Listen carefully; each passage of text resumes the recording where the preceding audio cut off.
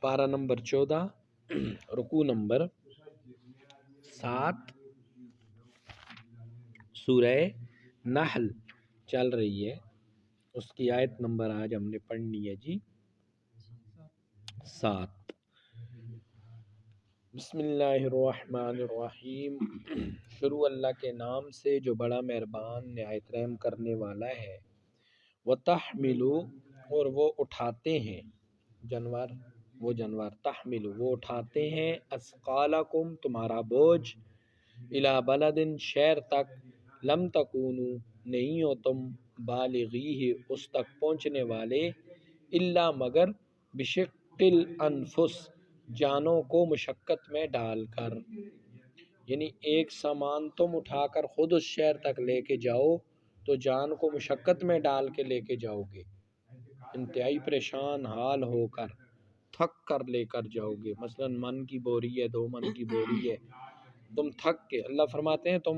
مشقت کے ساتھ لے کے جاؤ گے، یہ جانور تمہارا وہ بوجھ اٹھا کے لے جاتے ہیں جی۔ براق جانور نہیں ہے، براق اللہ کی طرف سے آئی تھی آپ صلی اللہ علیہ وسلم کے لیے، جو سواری آئی تھی نا وہ تخت کی صورت میں ہوگی، کوئی سواری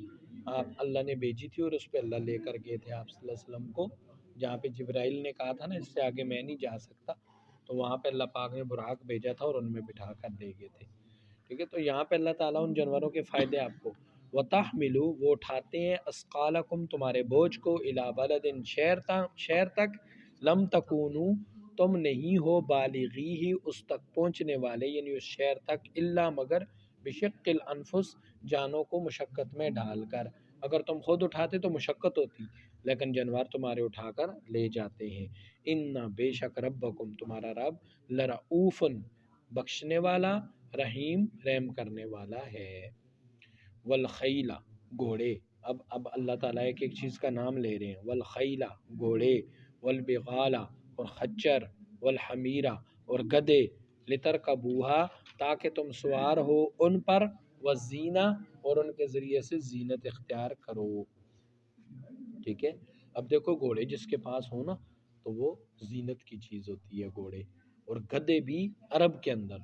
گدے جو ہیں اس کو حمار کہا جاتا ہے، یہ بعض گدے گھوڑوں سے بھی اچھے ہوتے ہیں،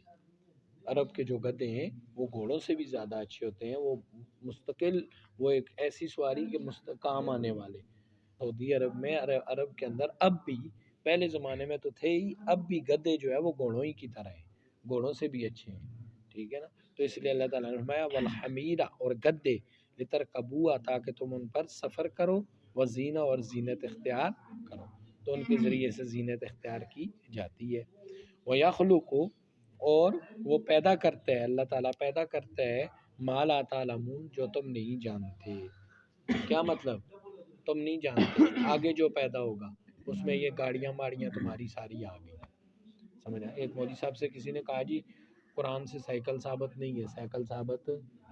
تم سائیکل چلاتے ہو، مولوی صاحب نے کہا ثابت ہے، تو یہ آیت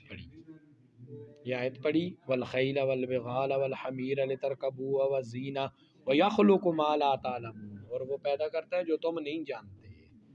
ہاں یہ سائیکل ان میں آ جائے گی، سائیکل، موٹر سائیکل، کاریں، گاڑیاں تمہاری ما لا تعلمون میں آ جائیں گی۔ وعلی اللہ اور اللہ تعالیٰ پر، اللہ تعالیٰ ہی تک قصد السبیل سیدھی راہ جاتی ہے، ومنہا اور اس میں جائر ٹیڑھی بھی ہے، جو سیدھی راستے پہ چلے گا وہ اللہ تک پہنچے گا، جو ٹیڑھے راہ پہ چلے گا وہ جہنم کی طرف جائے گا۔ وَلَوْ شَاءَ اور اگر اللہ تعالیٰ چاہتا، لَہَدَاكُمْ وہ تمہیں دکھا دیتا تم سب کو، اجمعین تم سب کو ہدایت دے دیتا، تم سب کو سیدھا راستہ دکھا دیتا۔ تو اللہ تعالیٰ نے ایک ترتیب بنائی ہے، انسان کو اختیار دیا ہے، انسان اچھی چیز کو اختیار کرے یا بری، فیصلہ آخرت میں پھر ہو جائے گا۔